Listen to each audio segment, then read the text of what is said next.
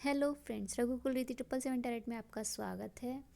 और आज चूँकि बसंत पंचमी है तो माँ सरस्वती का विशेष आशीर्वाद क्या रहने वाला है आप सब पर और किस तरीके से माँ आपको गाइड कर रही हैं, चलिए चेक करते हैं।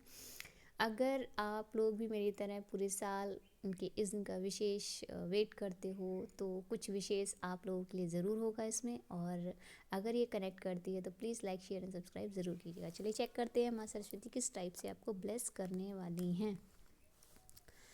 तो ये रहे आपके कार्ड और मुझे लगता है अब तक की सिचुएशन ये है। तो मैं अभी और कार्ड्स निकालती हूँ जिससे मुझे और क्लियरिटी मिले। चलिए पास्ट प्रेजेंट एंड फ्यूचर निकालते हैं, ठीक है। पास्ट निकल चुका है, प्रेजेंट ये रहा और फ्यूचर के लिए कार्ड और निकालते हैं, ठीक है। ये रहा आपका फ्यूचर, ठीक है। इन्हें मैं समेट दूँ। तो ओवरऑल रीडिंग के अकॉर्डिंग देखते हैं माँ सरस्वती आपको कैसे ब्लेस करने जा रही हैं।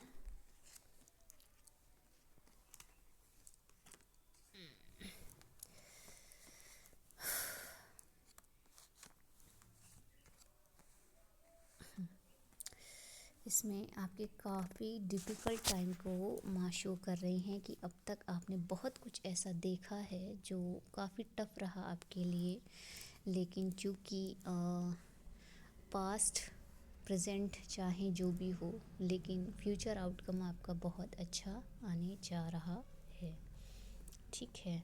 तो अगर मैं ये कहूँ कि पास्ट में जो आप इतना देखिए, पास में हमने ये वाला पल जो निकाला था, मतलब ये लाइन जो हमारी है पास की है। तो पास में आप बहुत ज़्यादा थिंकर थे, आपने बहुत मेहनत कर ली थी, लेकिन आप अपने ग्रोइंग पार्ट को नहीं देख रहे थे जो कि आपके पीछे है। आपके सामने कई कई ऑप्शन थे लेकिन आप कंफ्यूज थे क्या सही क्या गलत, है ना।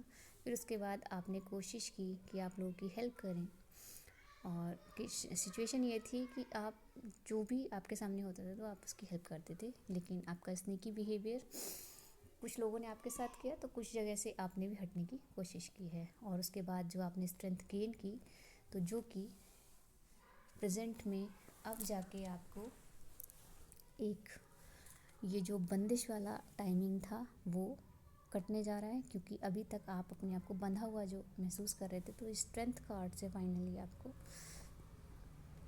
एक नाइट ऑफ कप्स की जो एनर्जी है उसमें आपको कुछ विशेष ऑफ़र, कोई अपॉर्चुनिटीज़, कोई ऐसी ब्लेसिंग्स मिलने जा रही है जिसके बाद आपको लगेगा कि शायद ईश्वर ने आपके साथ जजमेंट किया है। तो ये ओवरऑल फॉर्म में इसलिए भी कनेक्ट करेगी आपसे क्योंकि जिन लोगों के साथ काफ़ी पास्ट जो रहा है ना, हार्ड फॉर्म में रहा है। हार्ड फॉर्म मीन्स मतलब कि बहुत कुछ झेलना, बहुत कुछ देखना। इस तरीके से देखा जाए तो ये जो आपका पास्ट लाइफ जोन रहा है वो काफ़ी हार्ड वर्किंग रहा है, टेंशनाइज रहा है, ओवर थिंकिंग फॉर्म में रहा।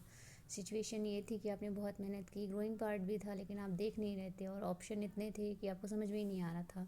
उसके बावजूद भी आपने लोगों की हेल्प की है। कुछ लोगों ने आपको जब वो कहते हैं ना कि हिट किया आपको, वो किसने की बिहेवियर के सामने आपको जब गुजरना पड़ा तो आपने भी उनको वही रिफ्लेक्ट किया। फिर आप जब स्ट्रेंथ में आए तो आप अपनी सिचुएशन से निकले और इसके बाद जो आपको अपॉर्चुनिटीज़ मिल रही है या जो मिलने जा रही है वो फाइनली इस्टेब्लिश होगी और वर्कआउट फॉर्म में होगी, और तब आपको फील होगा कि ये जजमेंट फाइनली था। जो माँ की विशेष विशेष कृपा है आप सब पर। चलिए एक कार्ड और निकालते हैं, मुझे तो लग रहा है काफ़ी कार्ड आ रहे हैं, चलिए देख लेते हैं सारे।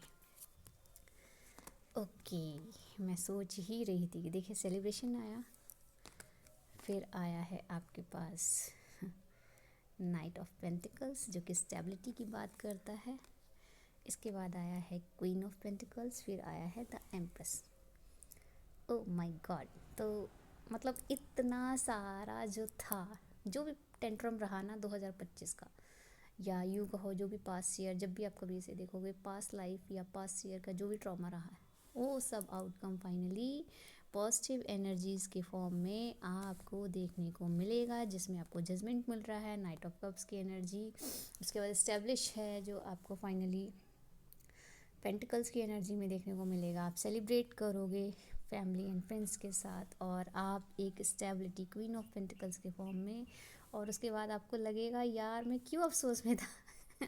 और फिर द एम्प्रेस की एनर्जी आप जानते हैं ना, द एम्प्रर का मिरर है द एम्प्रेस। तो समझ लीजिए कि जितने पावरफुल आपके पार्टनर होते हैं ना, अगर आप फीमेल वाइज पार्टनर को अपना पावरफुल फॉर्म समझते हैं, अगर आप मेल वाइज फीमेल को पार्टनर फॉर्म में समझते हैं, तो उतने ही पावरफुल आप स्वयं हैं।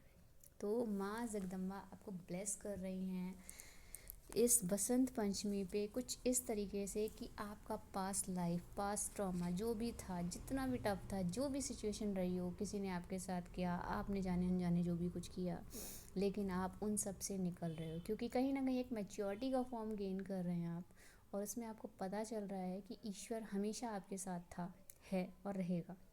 बस आपने चूँकि कुछ कुछ चीज़ों से क्या होता है ना कि कभी कभी हम उस सिचुएशन में होते हैं, उस डिनायल मोड में होते हैं कि हमको ये लगता ही नहीं है कि बस हमें वही चीज़ समझ में आ रही थी जो जितना हमारे आँख नाक कान सुन पा रहे होते हैं, जो देख पा रहे होते हैं। लेकिन कभी कभी आपने अगर फील किया होगा, अगर आप ईश्वरीय ऊर्जा को समझते हैं, आप अगर एक अध्यात्म को, अगर प्रेम की ऊर्जा को समझते हैं, तो आपको ये समझ में आएगा कि वो चीज़ें भी होती हैं, या वो फॉर्मेशन भी होते हैं जिसे आप सिर्फ और सिर्फ फील कर सकते हो, सामने वाला बोलेगा नहीं आपसे।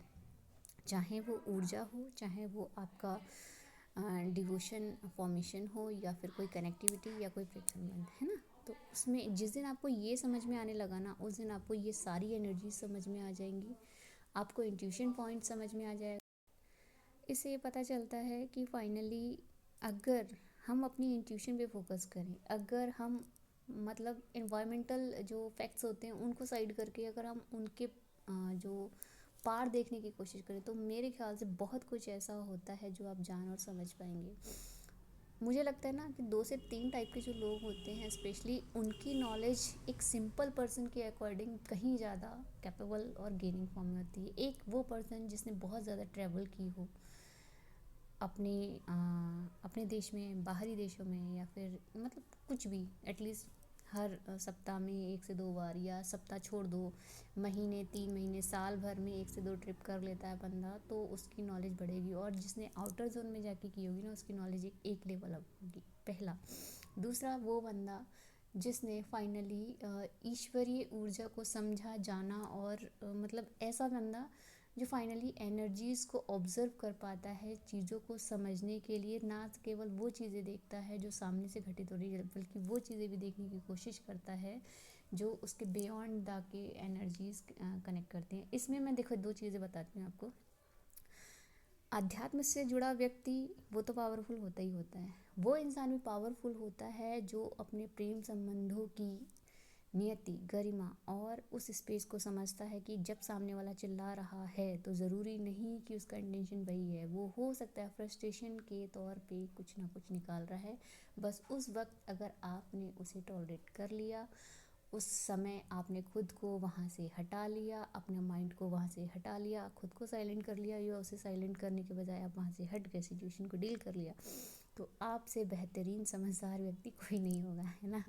इसके अलावा 1-2 पॉइंट्स और भी हैं जिसमें समझदार व्यक्तियों की गणना की जा सकती है। कुछ एक सब्जेक्ट्स होते हैं, कुछ एक हीलिंग, जैसे हीलिंग पावर की बात अगर मैं कर रही हूँ, तो अगर आप किसी के साथ भी खड़े होकर उसकी हेल्प करने के लिए तत्पर रहते हैं ना, चाहे वो अननोन पर्सन हो, चाहे वो जीव जंतु, चाहे कीट हो, पतंगा हो, या फिर कुछ भी, मतलब पेड़ पौधा भी अगर आपको लग रहा है ना सूख रहा, मुरझा रहा, और आप उसे बीहड़ में पानी देने की कोशिश करते हो अपनी पीने वाली पानी से, तो कहीं ना कहीं आप में वो एनर्जी है कि आप एम्पाथ की तरह काम कर रहे हो, लोगों की चीज़ों को समझ पा रहे हो, चाहे वो नेगेटिव है पॉजिटिव है।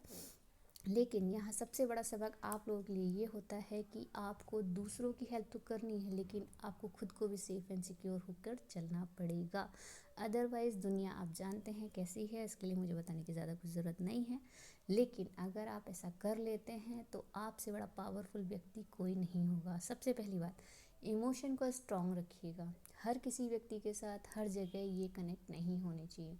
आपकी फैमिली में कनेक्ट होने चाहिए, आपके बेस्ट फ्रेंड्स के साथ कनेक्ट होने चाहिए, आपके लव्ड वन के साथ कनेक्ट होने चाहिए। लेकिन अगर आप हर दूसरे व्यक्ति के प्रति प्यार दिखाने लग जाएंगे, चाहे आप मेल हो, चाहे फीमेल हो, चाहे मतलब एटलीस्ट कुछ भी, तो आपका हिट होना मतलब आप तैयार रहिए कि वो चीज़ आपको हिट करती चली जाएगी। इसका सीधा सा मतलब ये हुआ कि आपको मैच्योरिटी दिखानी ही पड़ेगी। प्यार में, रिश्तों में, अपने संबंधों के अतिरिक्त जो रिलेटिव्स होते हैं उसमें भी आपको बैलेंस बनाना पड़ेगा। बाहर जब आप जर्नी करेंगे तो आपको आँख नाक कान खोल के रखने हैं। ईश्वर से प्रार्थना करते रहनी चाहिए आपको समय समय पर, और खुद को और दूसरों को प्रोटेक्ट होने के लिए ब्लेस करना चाहिए। ये सब चीज़ें पता है मैं आपको क्यों बता रही हूँ, क्योंकि ये जो चीज़ें हैं ना, हम लोग नॉर्मली इस पे बात करते ही नहीं हैं। पहले दोस्तों से कनेक्टिविटी थी, पेरेंट्स होते हैं, सबसे बात हो जाती है, सिबलिंग्स वगैरह से भी कुछ लोगों का थोड़ा अच्छा सा कनेक्टिविटी रहता है। लेकिन आजकल के टाइम में क्या है ना, कि लोग खुद से ही खुद को ही सब कुछ बना बैठे हैं। लेकिन इसके बाद चलो ठीक है, उसमें भी प्रॉब्लम नहीं है, प्रॉब्लम कहीं कुछ भी नहीं है। जो चल रहा है, जैसा चल रहा है, उसकी डिमांड है, टाइमिंग की बात है, सब ठीक है। लेकिन अगर कोई सामने वाला कनेक्टिविटी को हिट कर रहा है तो वहाँ से हटना है आपको। लेकिन अगर कोई आपको पकड़ रहा है, कोई आपको पकड़ने का मतलब ये नहीं कि कुछ भी, पकड़ने का मतलब ये है कि प्रेम से अगर कोई आपसे कनेक्ट होता है और आपकी केयर करता है तो उस प्रेम संबंध को संभालना सीखिए, सिक्योर करना सीखिए। तभी आपको आगे तक वही प्रेम, भले ही हो सकता है कभी कभी फ्रस्ट्रेशन में सामने वाला रिएक्ट थोड़ा अलग तरीके से कर दे, या उसके दिमाग में कुछ और हो, आपके दिमाग में कुछ और हो, उसने मीनिंग कुछ अलग तरीके से ले लिया, तो उसका रीज़न और रिएक्शन अलग हो सकता है। लेकिन इसका मतलब ये नहीं कि वो गलत हो जाता है। आपने अगर ये चीज़ समझ ली, आपके रिश्ते कभी नहीं टूटेंगे, कभी कभी भी आपको वो चीज़ फील ही नहीं होगी जो फाइनली आजकल छोटी छोटी सी बातों पे बहुत से बवाल, बहुत सी चीज़ें, मतलब पता नहीं क्यों मुझे ये लगता है कि अगर आप दूसरों को समझना चाहते हो ना, तो सबसे पहले खुद को समझो, खुद की एनर्जी, अपने सेल्फ, अपना जो ऑरा है, जो अपनी पर्सनैलिटी, सबसे पहले उसे समझो कि आप कहाँ गलती करते हो, कहाँ चीज़ें आपके साथ अच्छी हैं, कहाँ बुरी हैं, और कहाँ आप लोगों पे प्रवोक करते हो चीज़ों को। तो जिस दिन आप खुद को समझ लोगे, आपको दूसरों की एनर्जी अपने आप समझ में आने लगी। मैं पता है दूसरों को देखने की ज़रूरत नहीं उठाती, मैं सबसे पहले खुद में ऑब्जर्व करती हूँ कि क्या मेरी एनर्जी उस व्यक्ति के साथ अटैच हो रही है। अगर नहीं हो रही तो मैं वहाँ से हट जाती हूँ। मुझे ज़्यादा टाइम नहीं लगता किसी के भी साथ हटने में। अब नहीं लगता, पहले बहुत लगता था। पहले अगर थोड़ा सा भी मुझे लगता था कि कनेक्शन फील हुआ, तो फिर मुझे वो व्यक्ति तो गया, सालों साल हो गए, 10-20 साल हो जाएंगे, और फिर लगेगा अरे क्यों चला गया, मैंने कौन सी गलती कर दी, ये वो, मतलब ऐसा होता है। लेकिन ऐसा नहीं करना है। क्यों नहीं करना है? क्योंकि अगर वो आपके लिए होता तो वो आपको छोड़कर जाने की जहमत कभी नहीं उठाता, है ना। तो ये चीज़ जिस दिन आपने गांठ मान ली, उस दिन आपको आपसे कोई अलग नहीं कर पाएगा, और आप अपने सबसे अच्छे दोस्त बनिए। अपने दिल और दिमाग में दोस्ती कर लीजिए, दुनिया की किसी इंसान की ज़रूरत नहीं पड़ेगी, क्योंकि मैंने तो कर ली। अब आपकी बारी है ना। ये सारा ज्ञान पता है मैं इसलिए दे रही हूँ कि मेरे व्यूअर्स को कभी भी किसी भी इंसान के बैड फॉर्मेशन का शिकार ना होना पड़े। तो ये थोड़ी लंबी रीडिंग हो गई, लेकिन माँ बसंत पंचमी पे जो विशेष आशीर्वाद आपको दे रही हैं उसके लिए तो आपको इतना रुकना ही पड़ेगा, है ना।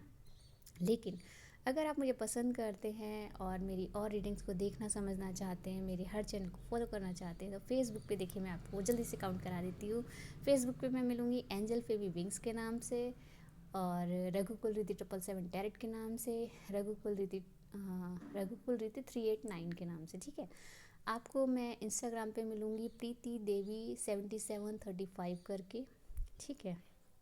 और मैं पिंटरेस्ट पे भी हूँ, जहाँ टैरेट 777 और 777 टैरेट शायद ऐसे ही कुछ है, आप चेक कर लेना, आपको मिल जाएगा। इसके अलावा आप पेड रीडिंग चाहते हैं तो 1111, जिसमें मैं एक क्वेश्चन लेती हूँ और 15 से 20 मिनट का टाइम देती हूँ। आप उसमें डिस्क्रिप्शन बॉक्स में जाके चेक करेंगे, यहाँ नहीं, उसमें क्या कहते हैं, यूट्यूब चैनल के नीचे, तो वहाँ मेरा आपको व्हाट्सअप मिल जाएगा, वहाँ आप मैसेज करके मुझसे कनेक्ट कर सकते हैं। और जैसे ही पेड के लिए आप व्हाट्सअप स्क्रीनशॉट भेजेंगे, वैसे ही मैं आपका 5 डेज़ में रीडिंग कंप्लीट कर दूँगी। अगर कुछ भी अच्छा लगे तो please like, share and subscribe ज़रूर कीजिएगा। मिलते हैं नेक्स्ट रीडिंग, तब तक के लिए thank you all of you, bye.